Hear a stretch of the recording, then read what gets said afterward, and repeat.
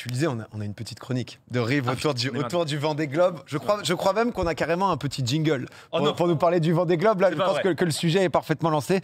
Allons-y. C'est un fameux trois-mâts, fin comme un oiseau. Iseo Santiano.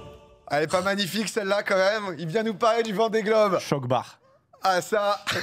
J'ai entendu un rire en régie, non, je crois. Ah, nous on donne tout, hein, tous les mardis en... Bien sûr. Donc, on le rappelle, super chronique, le Vendée Globe. Bien sûr. Alors déjà, parce que moi je suis de Bretagne, comme vous l'avez peut-être remarqué avec le jingle. Du coup, moi c'est vrai que j'ai eu la chance de faire de la voile quand j'étais gamin et d'en avoir fait après quand j'ai grandi. Est-ce que vous avez fait de la voile vous déjà? Ou pas du tout? Même du bateau ou quoi? Bah, du bateau, oui, mais celui qui pollue avec un moteur et tout. Hein. Ok, mais t'as déjà fait du bateau du coup? Oui, je suis déjà allé Il a un yacht. sur... Voilà, mais non. concrètement, Genre, Simon, c'est ça. un petit 15 mètres, un petit 15 mètres. Tranquille. Mais vous avez jamais Genre fait de Zodiac, voile quoi. ou quoi que ce soit? Vous avez jamais tiré une grand voile, un phoque ou quoi? Ah, voilà, Zéro. regarde le prouveur. Zéro. L'expérience genre sur la mer, honnêtement, une petite planche. Voilà, une petite planche. Déjà. Mais jamais genre bateau. Putain, d'ailleurs, je voyais des gamins faire ça. Ils avaient l'air de galérer. Ça s'appelle comment quand t'es solo? Un optimiste. Le petit bateau là? Ah ouais. Tu commences toujours par, c'est le premier bateau, c'est vraiment un mât, t'as une petite dérive et c'est un tout petit bateau, c'est vraiment une caisse à savon, ça s'appelle l'optimiste. Et quand t'es gamin, que t'es en CP, CE1, tu commences par ça.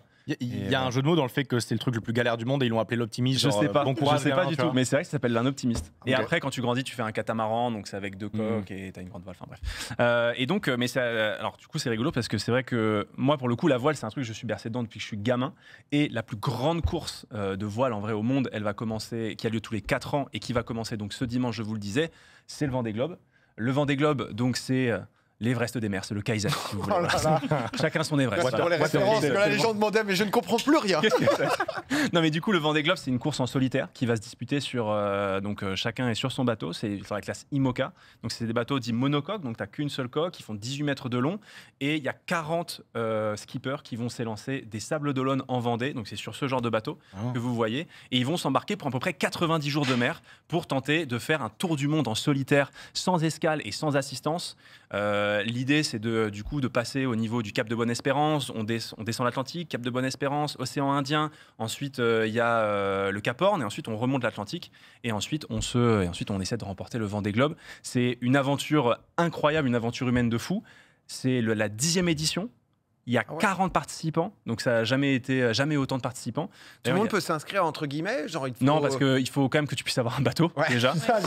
Faut quand même que Ah merde. faut que tu aies un bateau et il faut que tu aies les compétences pour le faire. Il y a 6 femmes d'ailleurs qui le font cette année, c'est un record. Et la plus jeune, Et oui, elle est passée sur le plateau, elle c'est est Violette passée sur- d'Orange. Exactement. C'est la cadette de la compétition, Exactement. elle avait déjà fait plein de Quel âge records en solitaire. 22 etc. ans. Ah oui. 22 ans, elle a fait un tour du monde.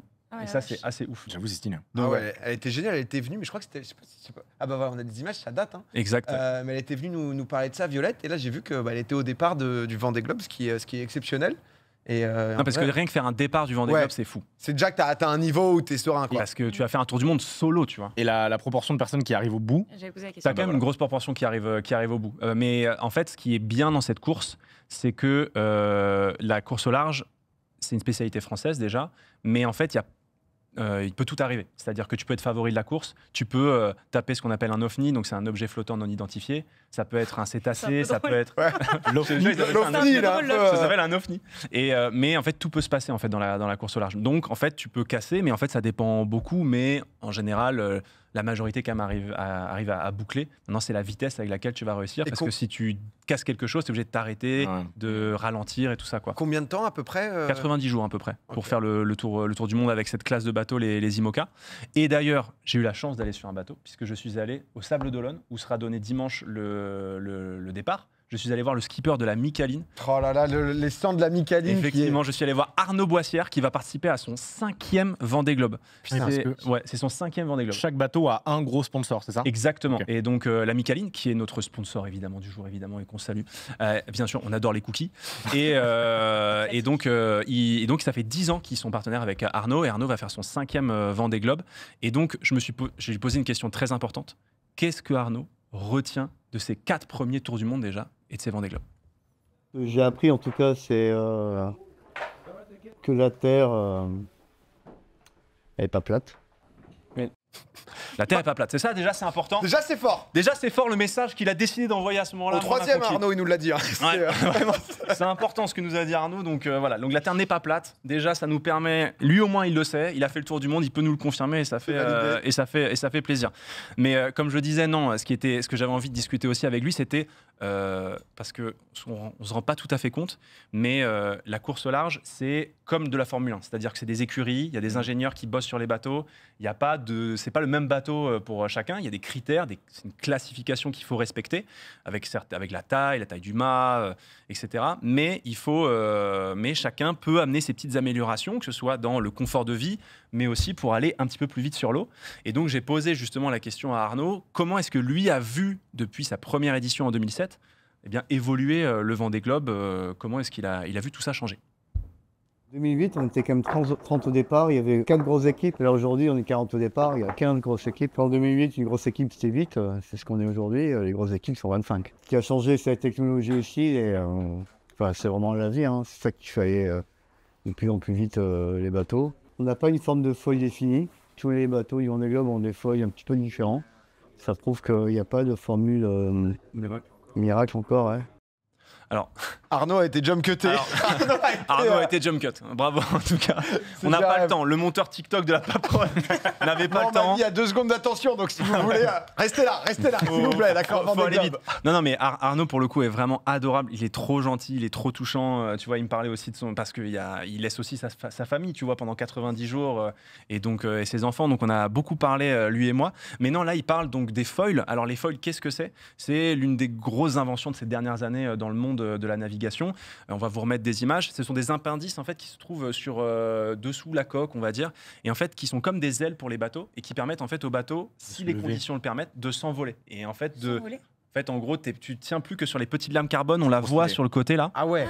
Et en fait, si tu arrives à aller assez vite, en fait, ça permet de t'appuyer sur cette lame et en fait ton bateau peut vraiment juste décoller sur la lame et en fait ça te permet d'éviter tout ce qui va être le clapot, donc tu vois les vagues, et donc tu voles au-dessus de l'eau littéralement. Ah oui, moins t'as de frottement, plus tu vas vite quoi. Exactement, ouais. Tout à fait. Et ce qu'il explique, c'est qu'en fait ces foils là, on le voit, ceux de la Micaline, ne sont pas les mêmes. Il n'y a pas de règles pour les foils actuellement, donc chacun essaie de trouver la forme la plus optimale pour aller le plus vite possible et donc pour essayer d'aller plus vite que ses adversaires.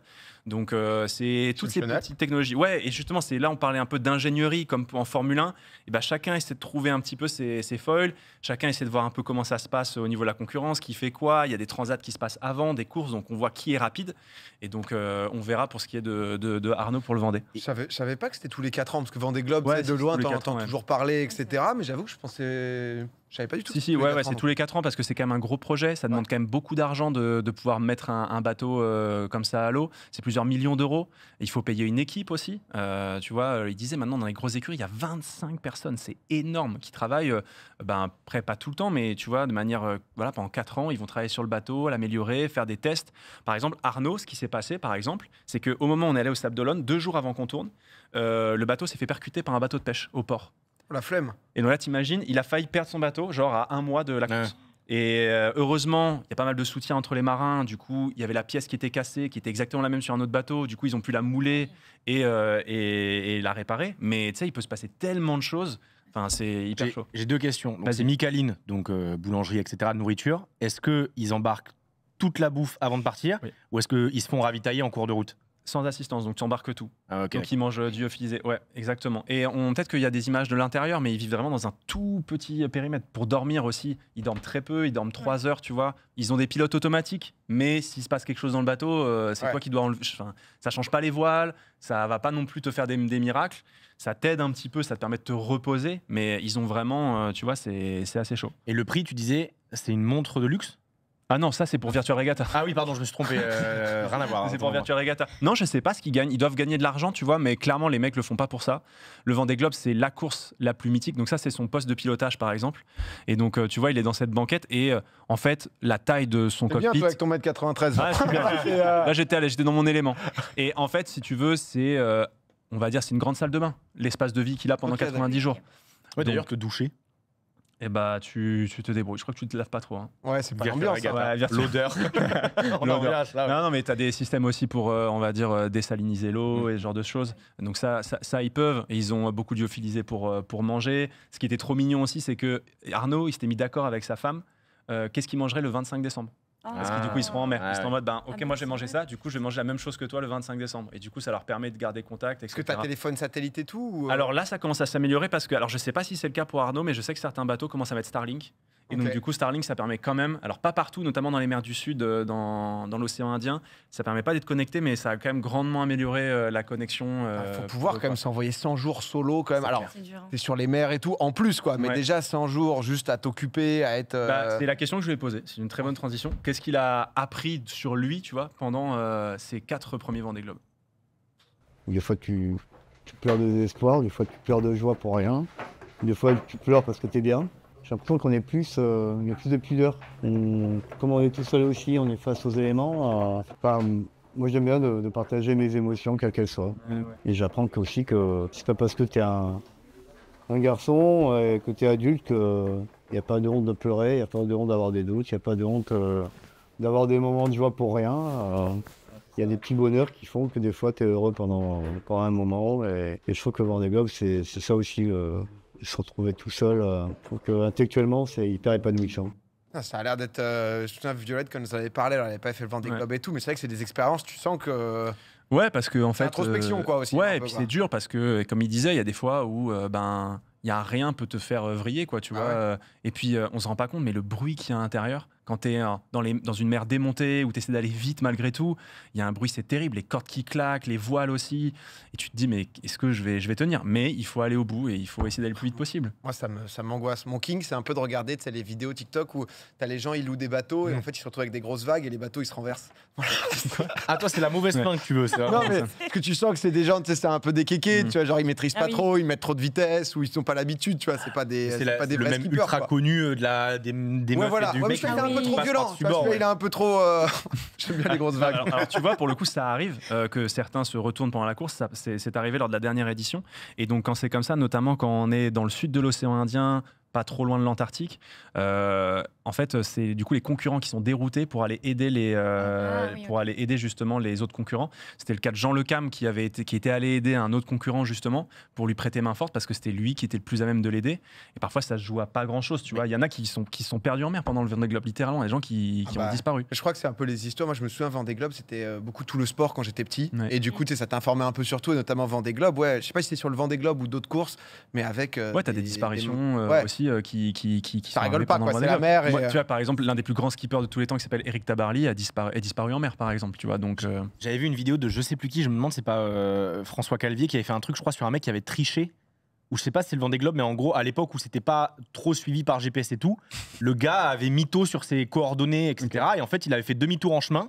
Il était rentré genre avec 2 ou 3 semaines d'avance en mode les gars, j'ai été super vite. En fait, il avait juste été un peu au large, il était revenu et il avait juste genre tout faké. Je sais plus, j'avais vu une vidéo YouTube qui parlait d'une course où un mec avait fait ça à l'époque où on pouvait pas trop les suivre, tu vois. Ah, mais c'est rigolo. Mais tu vois, c'est ça que moi je trouve. Alors, cette histoire, je la connaissais pas, mais elle est très drôle. Mais ce que je trouve trop bien avec le Vendée Globe, c'est qu'on est quand même habitué à des sports où on a de plus en plus de data, de chiffres. Et je trouve que ce qu'il y a de beau avec la voile, presque romantique, c'est cet aspect où on sait pas tout. Tu vois, quand ils sont loin, ils envoient peu d'infos, on espère que ça se passe bien. Des fois, c'est des balises de détresse qui se déclenchent, on sait pas ce qui s'est passé. Putain. Et donc, il y a un truc un peu de... C'est comme l'Ultra Trail pour ceux qui suivent ça. Il y a un côté, ils sont dans des endroits, on ne sait pas où ça se passe, on les retrouvera de l'autre côté, quoi. Et j'avoue que ça, avec le Vendée Globe, il y a ce côté magique. Et c'est pour ça que j'ai hâte au lancement dimanche prochain. Non, mais je suivrai ça, ça va. Et ça va être cool. Et si ça va encourager la Micaline, en fait. Ça va encourager la Micaline. Mais en fait, avec Virtual Regatta, vous pouvez, si vous voulez faire la course, vous pouvez. Et même ce qui est bien, c'est que les joueurs sont les positions GPS des vrais skippers sont dans le jeu.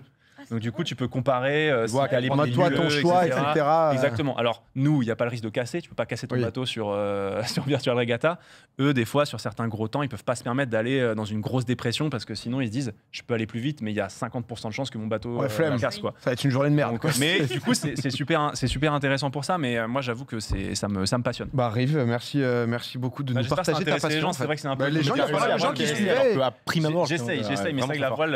En même temps, c'est un monument quand même tous les 4 ans et tout. C'est quand même un très gros truc et tu vois que justement à la fois ça marque, en même temps c'est des expériences. Mais regardez juste le départ, c'est super intéressant parce que tu sais, t'as une ligne de départ parce que tu es sur un bateau. Donc il faut que tu la coupes au bon moment, la ligne de départ. Si tu dépasses la ligne de départ parce que tu as voulu aller trop vite, bah, tu as des grosses pénalités. C'est très impressionnant de les voir manœuvrer juste avant le départ. C'est ce qu'il y a de très visuel. Il y a plusieurs bateaux, donc voilà, n'hésitez pas. Alors non. C'est une très bonne question. Tu as un Chinois, notamment pour la première fois, qui va participer. Il me semble qu'il y a des Suisses aussi qui participent cette année. Il y a un Japonais qui participe, britannique également. Alex Thompson, je crois. Les Suisses, ils s'entraînent sur le lac Léman. Ben, c'est aussi toujours un peu la même question que je me pose aussi, tu vois. Mais c'est vrai que c'est, en fait, rapidement pour la voile, la course au large, c'est très français. Et tout ce qui va être course, on va dire, dans, par exemple, les baies de San Francisco, ou même aussi dans des plans d'eau, c'est plus britannique. Donc tout ce qui est Coupe de l'América pour ceux qui connaissent. Donc nous on est plutôt à partir tout seul au large tout seul, et alors que les Britanniques sont plutôt à se faire la guerre entre eux. Les gens, juste pour finir, qui demandent pour suivre ça, c'est où ces gens? Alors il y aura la chaîne YouTube Le Vendée Globe qui vont faire en fait ils font des lives quotidiens pour tenir au courant de comment est-ce que ça se passe, on va dire où est-ce qu'on est dans le rapport de course. Et tu as le site du Vendée Globe aussi où il y a une sorte alors ils avaient fait ça la dernière fois, je pense que ce sera le cas aussi, où juste tu peux te connecter sur le site et tu vois avec les situations GPS qui est où, à quel moment, qui est en tête. Et en plus, ce qui est bien, c'est qu'ils laissent des sortes de journaux un peu vidéo. Tu sais, ils disent bon voilà, j'ai petit message de journal de bord. Exactement. Et donc tu peux suivre le journal de bord de tous les skippers qui peuvent laisser des vidéos et tout. Donc si vous voulez déclenché des passions, je crois. En vrai, n'hésitez pas à suivre. Moi, je sais que je vais suivre ça avec passion.